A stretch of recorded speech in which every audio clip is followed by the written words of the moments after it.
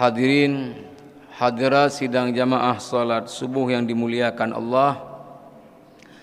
Alhamdulillah atas rahmat dan izin Allah Subhanahu wa taala kita telah dapat sama-sama melaksanakan salat subuh kita di awal waktu secara berjamaah di rumah Allah Subhanahu wa taala ini.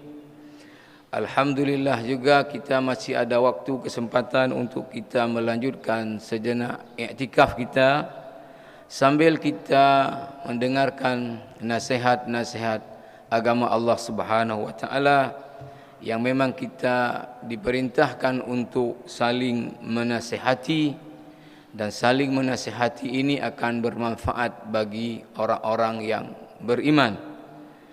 Bahkan orang-orang yang beriman yang tidak rugi dengan perputaran waktu dari detik ke detik, menit ke menit, kemudian jam ke jam dan hari ke hari. Di antaranya adalah orang-orang yang mengisi waktu dengan saling menasihati, wa tawasau bil haqqi wa tawasau bis sabar. Yang kita hormati dan muliakan Imam Syekh dan para imam Masjid Baitus Salihin, BKM dan seluruh pengurus dan seluruh jamaah yang dirahmati Allah Subhanahu wa taala. Nasihat kita pada subuh yang mulia ini, kita lanjutkan apa yang sudah kita sampaikan pada Ahad yang lalu di Masjid Al-Badar. Di Masjid Al-Badar kita ulangi sedikit, kemudian kita lanjutkan bahawa Nabi SAW dalam hadis riwayat dari Imam Ahmad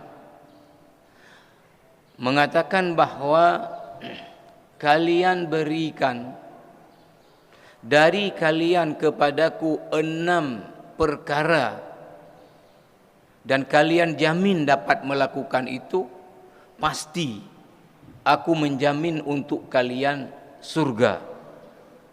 Idmanu li sittan min anfusikum azman lakumul jannah. Kalian beri dari diri kalian kepadaku 6 jaminan bahawa kalian melakukannya, azman, pasti aku jamin untuk kalian surga. Yang pertama adalah usduqu idza haddatstum. Kalau kalian bicara yang benar, bicara yang jujur. Yang kedua adalah wa aufu idza wa'adtum. Kalau berjanji, tepati janji. Yang ketiga adalah wa addu idza tumintum. Kalian tunaikan amanah apabila diberi amanah. Yang keempat adalah wahfadhu furujakum. Kalian jaga kemaluan kalian. Artinya untuk tidak melakukan zina dan tentu perkara-perkara yang mendekati kepada zina. Kemudian wa ghadzu absarakum. Jaga mata kalian dari melihat perkara-perkara yang haram. Yang terakhir adalah wa kuffu aydiyakum. Kalian jaga, pelihara, tahan tangan kalian dari melakukan hal-hal yang tidak benar. Apabila 6 hal ini kalian jamin, kalian lakukan, pasti aku menjamin untuk kalian surga. Ini juga sudah kita sebutkan jamaah yang mulia. Ini tentu setelah kita mengerjakan kewajiban-kewajiban kita kepada Allah. Tidak bisa juga ini kemudian kita lakukan, tapi ibadah kita yang wajib-wajib kita tidak kerjakan. Ini setelah ibadah wajib kita kerjakan, maka kemudian ini kita beri jaminan kepada Rasulullah Rasulullah jamin bagi kita surga. Dan ini sudah kita simpulkan yang lalu bahwa kalau kita lihat keenam-enamnya, ini intinya adalah seorang mukmin ya tidak bisa untuk masuk kepada surga ya secara langsung tanpa transit ke neraka kalau hanya memperhatikan ibadah, tidak memperhatikan akhlak, tidak memperhatikan perilaku. Ini banyak sudah kita sebutkan dalil-dalil untuk ini. Para jamaah yang mulia, apa yang ingin kita lanjutkan pada hari ini pembahasannya adalah bahwa kalau kita lihat 3 yang pertama dari 6 hal tadi, yang pertama adalah kalau berbicara yang benar, yang jujur. Yang kedua, kalau berjanji tepati janji. Yang ketiga adalah kalau diberi amanah tepati amanah, tunaikan amanah. Tidak melakukan ketiga hal ini bisa kita satukan di dalam satu hal. Apa dia? Adalah kejujuran. Masalah kejujuran. Bicara ya tidak betul, tidak jujur. Kemudian berjanji, tidak menepati janji, berarti tidak jujur. Mengatakan A, habis itu tidak ditunaikan. Orang diberi amanah, lalu mengkhianati amanah, juga ini adalah tidak jujur. Jamaah rahimakumullah. Maka kalau kita melihat kepada dalil-dalil, seorang mukmin, maka sifat yang Allah tidak tempel pada dia,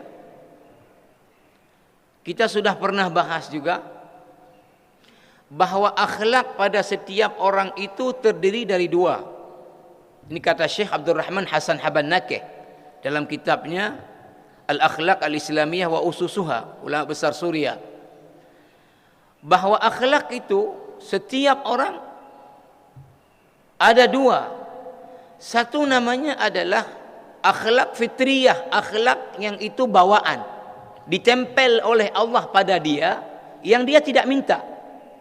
Dia lahir bersama itu, dia bawa akhlak-akhlak tertentu, baik itu yang mazmumah, tercela, atau yang mahmudah, terpuji. Ini satu bentuk dari akhlak, dia adalah bawaan. Satu lagi adalah muktasabah, dia perolehan. Maka di dalam hadis riwayat Imam Malik, pernah ada orang tanya kepada Rasulullah sallallahu alaihi wasallam. Apa ditanya kepada Rasulullah? Ayakunul mu'minu jabbana? Rasulullah, apakah ada kemungkinan seorang mukmin itu pengecut? Kata Rasulullah, qala na'am, ada kemungkinan. Artinya ada orang mukmin yang dia lahir ditempel oleh Allah pada dirinya adalah sifat pengecut. Ditanya lagi, ayakunul mu'minu bakhilan? Apa ada kemungkinan Rasulullah kalau orang mukmin itu pelit, bakhil? Rasulullah mengatakan lagi, qala na'am, iya, ada kemungkinan orang mukmin itu ditempel oleh Allah padanya sifat pelit. Tapi ketika ditanya ayakunul mu'minu kadzaban, apakah mungkin Rasulullah kalau seorang mukmin itu bohong? Qala la, tidak. Kemudian Syekh Muhammad Al-Ghazali dalam kitabnya Khuluqul Muslim itu menyebutkan bahwa 2 akhlak yang buruk yang Allah tidak tempelkan di seorang yang beriman.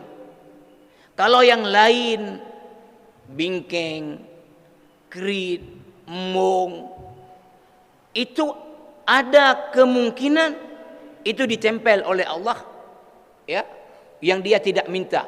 Ini yang disebut dengan akhlak fitriyah. Dua akhlak yang tercela yang itu tidak bawaan. Apa dia? Bohong dan khianat. Ini tidak bawaan. Tapi ini betul-betul adalah merupakan produk dari orang itu. Kalau orang itu sombong tadi, ini bisa jadi bawaan yang Allah tempel pada dia, sombong. Ada orang tadi emosional, ini ada kemungkinan memang ditempel sama dia sifat emosional.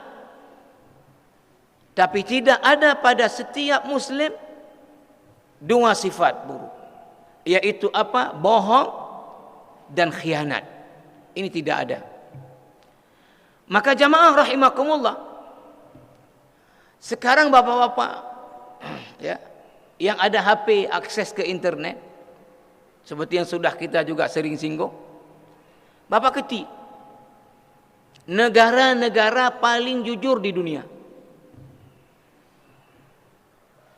Ketik negara-negara paling jujur di dunia. Tadi malam saya ketik, ya. Maka yang peringkat pertama di dunia paling jujur adalah Swiss. Yang kedua adalah Norwegia. Yang ketiga adalah Belanda. Di mana negara-negara yang mayoritas masyarakatnya muslim? Padahal di setiap muslim mukmin tidak boleh ada sifat bohong. Kalau sombong, pelit, pengecut, temperamen, boleh. Untuk bohong, tidak boleh ada. Maka seharusnya kalau kita ketik tadi, yang harus keluar adalah ini negara-negara yang masyarakatnya adalah muslim. Dan kita kan harus jujur, jamaah yang mulia. Makanya ketika kita sebutkan kenapa ketika dibuat penelitian mana negara-negara paling islami secara perilaku bukan akidah, 10 besarnya tak ada satupun yang keluar negara Islam. Dengan menggunakan indikator-indikator Islam. Mana? Seperti tadi, jujur. Ini adalah inti daripada ajaran Islam adalah kejujuran. Malah ini yang tidak ada dalam masyarakat muslim. Dan tadi kita sebut jamaah rahimakumullah, kalau 6 perkara kita jaminkan kepada Rasulullah bahwa itu kita kerjakan, pasti Rasulullah menjamin bagi kita surga. Nah, salah satunya apa? Sikap jujur. Maka kita temukan juga banyak dalil-dalil dalam Al-Quran yang menyebutkan ini.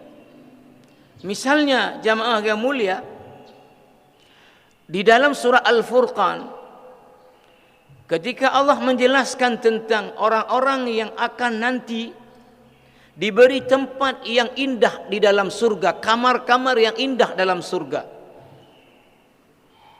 dan mereka akan diucapkan selamat oleh para malaikat atas keberhasilan mereka dapat kamar-kamar yang indah dalam surga, dan mereka kekal di dalamnya. Wa ibadur rahmanil ladzina yamshuna 'alal ardi hauna wa idza khatabahumul jahiluna qalu salama. Siapa itu ibadur rahman? Apa sifat-sifatnya?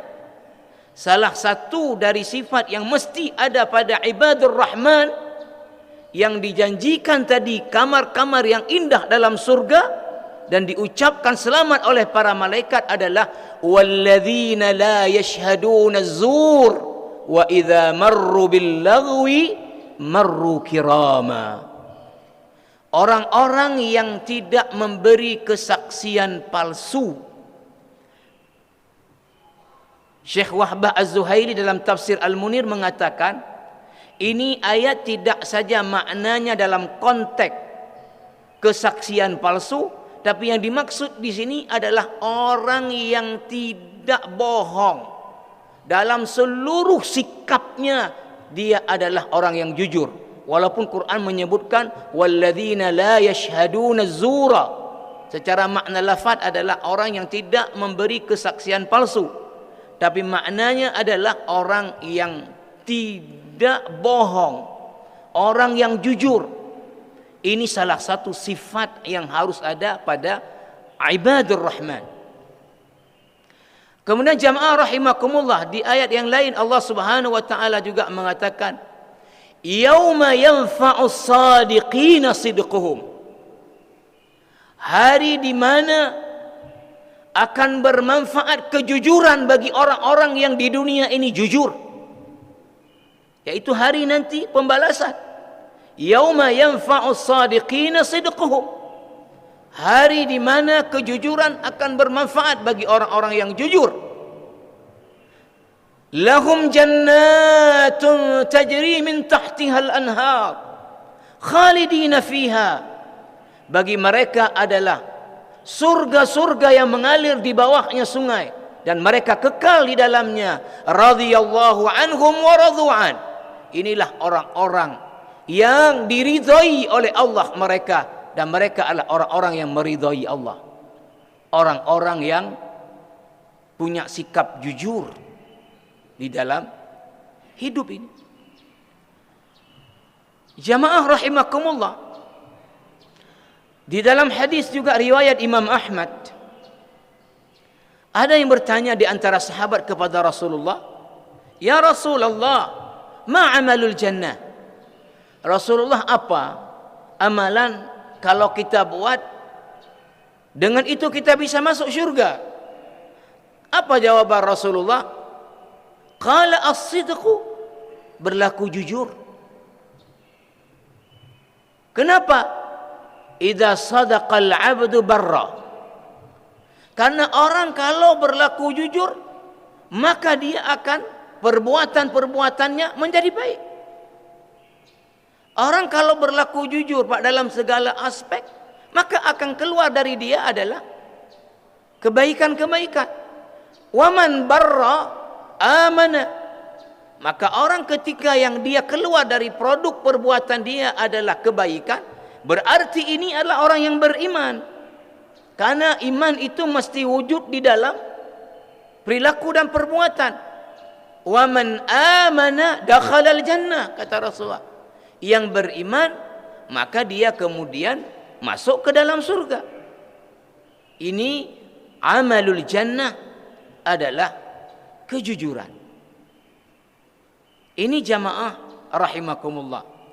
Nah, sekarang kenapa tadi justru di dalam masyarakat muslim sampai sekarang keluar sering ungkapan kejujuran itu menjadi mahal, menjadi langka? Kan kita harus akui jamaah yang dirahmati Allah Subhanahu wa taala, tingkat kejujuran daripada masyarakat kita.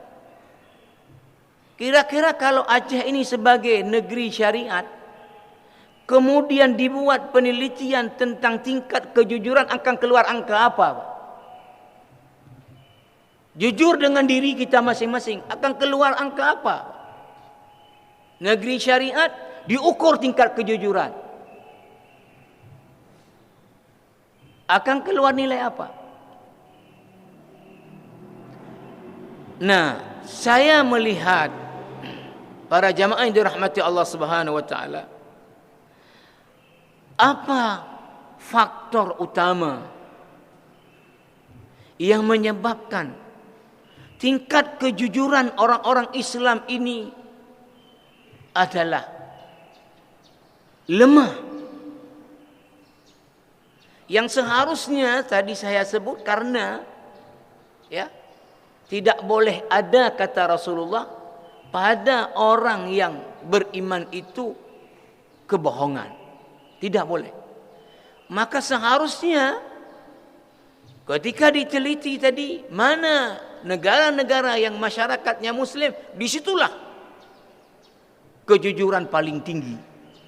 Karena orang Muslim mesti jujur. Apa sebab ini menjadi kemudian di mana-mana di masyarakat Muslim adalah lemah? Misalnya jamaah yang mulia, penelitian tadi itu diambil sampel ya terkait dengan masalah kalau seorang jatuh atau tertinggal dompetnya, ya, maka kemudian tingkat dompet itu dikembalikan ke pemiliknya, itu seberapa tinggi?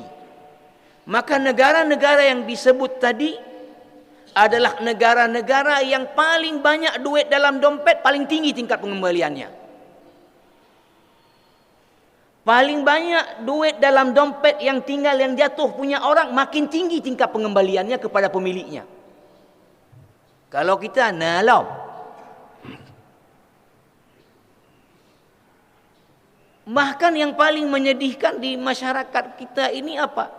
Tabungan masjid dengan rantai diikat.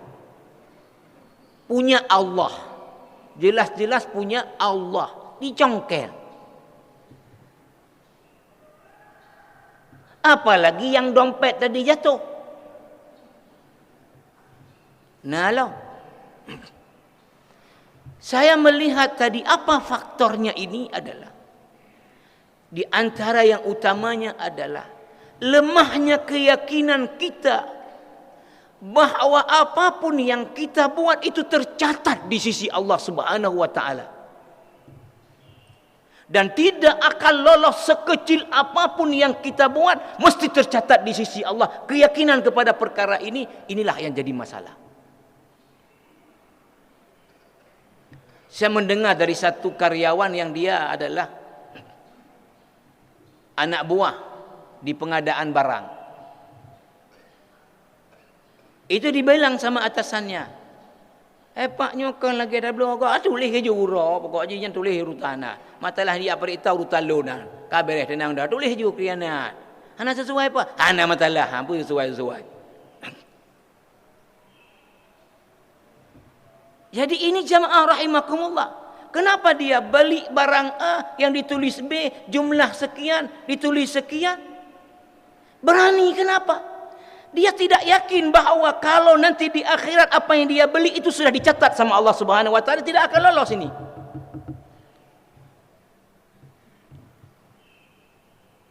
Mohon maaf juga misalnya orang menjual barang, ya. Menjual mobil yang memang sudah tidak bisa dia pakai lagi, sering sekali rusak. Kemudian dia jual. Ditanya orang, ada masalah enggak mobil sama apa? Enggak ada masalah selama pakai, bagus sekali. Padahal dia jual karena masalah. Apa yang dia ucapkan itu dicatat di sisi Allah Subhanahu wa taala, ini tidak bawa keyakinan untuk ini. Ini yang membuat kemudian kejujuran kita menjadi lemah adalah bahwa karena keyakinan kepada bahwa semua apa yang kita buat itu mesti tercatat di sisi Allah secara rapi, tidak akan lolos satu pun.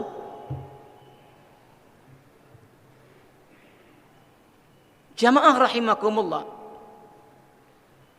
Allah Subhanahu wa taala memberitahu kita, ya. Tadi dibacakan ayat, saya tidak minta ayat itu. Tidak tahu pun saya dibaca ayat itu. Dalam surah At-Taghabun tadi ada 2 ayat tadi dari sekian ayat yang dibaca terkait dengan apa yang kita sedang bahas. Yang pertama adalah dibaca tadi, wallahu basirum bima ta'malun. Allah itu maha melihat apapun yang kalian buat. Allah itu maha tahu, maha melihat. Kemudian yang kedua yang dibaca tadi adalah bahwa semua apa yang kita buat itu tercatat di sisi Allah Subhanahu wa taala, wa kana dzalika 'ala Allahi yasira. Dan itu perkara yang mudah bagi Allah mencatat semua apa yang kita buat. Jamaah rahimakumullah. Di dalam surat Ali Imran di ayat 30, ini banyak sekali ayat yang memberitahu tentang perkara ini. Yauma tajidu kullu nafsin ma 'amilat min khairin muhdara wa ma 'amilat min su'in tawaddu law anna bainaha wa bainahu amadan ba'ida wa yuhadzirukumullahu nafsah wallahu raufun bil ibad. Pada hari di mana setiap orang, kullu nafsin ma 'amilat min khairin muhdara, apapun yang pernah dibuat dari kebaikan di masa hidupnya di dunia, itu akan dia dapati tercatat dalam buku rapornya. Wa ma 'amilat min su', dan apapun yang dibuat dari perbuatan-perbuatan buruk, bohong, menipu, itu juga tercatat dan dia akan dapati dalam rapor amalnya. Tawaddu law anna bainaha wa bainahu amadan ba'ida. Baru ketika nanti mendapati bahwa kebohongan-kebohongannya dicatat dalam rapor amalnya, dan menginginkan dia agar antara itu dengan dia menjadi jauh, agar tidak diminta pertanggungjawabannya atas keburukan-keburukan dikerjakannya. Wa yuhadzirukumullahu nafsah. Allah mengingatkan kita akan kerasnya azab Allah Subhanahu wa taala kepada orang-orang yang berbuat buruk, dan semua keburukannya akan tercatat dengan rapi. Di dalam surat Al-Kahfi di ayat 49, Allah Subhanahu wa taala juga menjelaskan, wa wudhi'al kitabu fataral mujrimina mushfiqina mimma fi, akan dibentangkan, akan dibagikan tiap-tiap orang rapor amalnya, apa yang pernah diucapkan dalam hidupnya, apa yang pernah dibuat di dalam hidupnya, itu akan dibagikan. Wa alzamnahu ta'irahu fi 'unuqihi wa nukhriju lahu yaumal qiyamati kitaban yalqahu mansyura. Tiap orang digantungkan di lehernya rapor amalnya, dan dia akan dapati itu kemudian terbuka di hadapannya. Iqra kitabak, baca, baca, baca. Berapa kali kamu dulu bohong di dunia? Berapa kali kamu tipu orang di dunia? Berapa kali kamu ambil punya orang di dunia? Baca itu semua. Iqra kitabak, kafa bi nafsikal yauma 'alaika hasiba. Hari ini baru kamu enggak bisa lagi di dunia bilang tadi, tulis saja, tulis nanti aku yang akan atur. Tulis. Apa? Ini Pak beli yang ini, kok tulis yang ini? Tulis, kamu urusan kamu. Ini nanti saya yang atur itu. Hari ini tidak bisa kamu atur lagi hari ini. Baca semua ini, baca. Wa wudhi'al kitabu fataral mujrimina mushfiqin. Kamu hai Muhammad akan melihat orang-orang yang buat perbuatannya adalah keburukan. Di antaranya tadi kebohongan-kebohongan di dalam perkataannya, muamalahnya, musyfiqina, ketakutan. Ma fihi, apa yang ada dalam rapor amalnya. Wa yaqulun ya wailatana ma li hadzal kitab la yughadiru saghiratan wala kabiratan illa ahsaha. Seraya berkata, celakalah. Rupanya kitab rapor amal ini la yughadiru saghiratan wala kabiratan, tidak tersisa sedikit pun, yang besar yang kecil semua tercatat. Semua tercatat, tidak ada satu pun kecuali tercatat dalam buku ini. Wa wajadu ma 'amilu hadira, maka mereka mendapati apa yang pernah dibuat, apa yang pernah diucapkan, semua tercatat dalam buku itu. Wala yadhlimu rabbuka ahada, Tuhanmu tidak pernah menzalimi sesiapa pun, sesuai dengan apa yang pernah dia kerjakan, apa yang pernah dia berbuat. Inilah yang membuat faktor kenapa kejujuran itu menjadi rendah. Karena keyakinan kita akan apapun yang kita ucapkan, apapun yang kita buat, itu tercatat rapi. Satu pun nanti tidak akan bisa kemudian tadi mengolah ini, mengolah itu. Maka kita diminta oleh Allah di banyak ayat, takutlah kalian kepada satu hari Di mana pada hari itu satu orang tak bisa bantu orang lain. Hari di mana bapa tidak bisa bantu anaknya, anak tidak bisa bantu bapaknya. Karena tadi semuanya tercatat dengan rapi. Faman ya'mal misqala dzarratin khairan yarah, wa man ya'mal misqala dzarratin syarran yarah. Kita tutup dengan satu kisah untuk ini dapat menyentuh kita semua untuk kemudian berlaku jujur. Jangan pernah kemudian berlaku curang dan berlaku bohong. Dalam sebuah perjalanan, Amirul Mukminin Umar bin Khattab radhiyallahu anhu, di tengah-tengah perjalanannya menemukan ada orang yang mengembala kambing. Ada orang yang mengembala kambing. Umar sedang melakukan perjalanan, menemukan ada orang mengembala kambing. Lalu Umar kemudian mengatakan kepada orang ini, kamu jual 1 ekor kambing kamu untuk saya? Kata orang ini, maaf, ini bukan kambing saya, ini kambing tuan saya, dia budak. Maaf, saya tidak bisa jual. Ini bukan kambing saya, ini kambing tuan saya. Kata Umar kepada orang ini apa? Kamu jual kepada saya, nanti kamu akan bilang sama tuan kamu, kambing kamu dimakan sama serigala. Apa jawab budak ini? Aina Allah? Di mana Allah? Di mana Allah?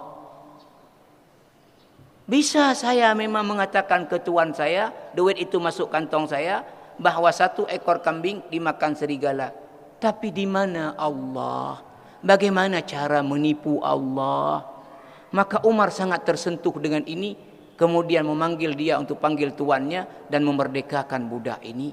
Karena tingkat tadi keyakinannya bahwa manusia boleh bisa ditipu, tapi Allah Subhanahu wa taala Maha melihat dan mencatat apa yang kita semua berbuatnya.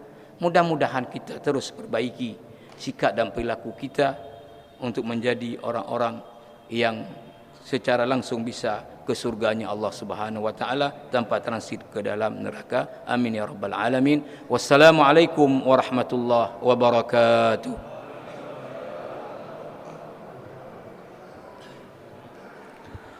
Alhamdulillah, terima kasih kita ucapkan kepada Ustaz kita yang telah memberikan pencerahan yang luar biasa. Tentunya ini tidak hanya enak untuk didengar, tapi bagaimana kita mampu untuk kita amalkan. Jamaah kami persilakan untuk mengantri, mengambil makanan, dan jamaah tetap bersabar dulu. Kita lebih utamakan tamu-tamu kita dari luar. Kita bersabar sejenak.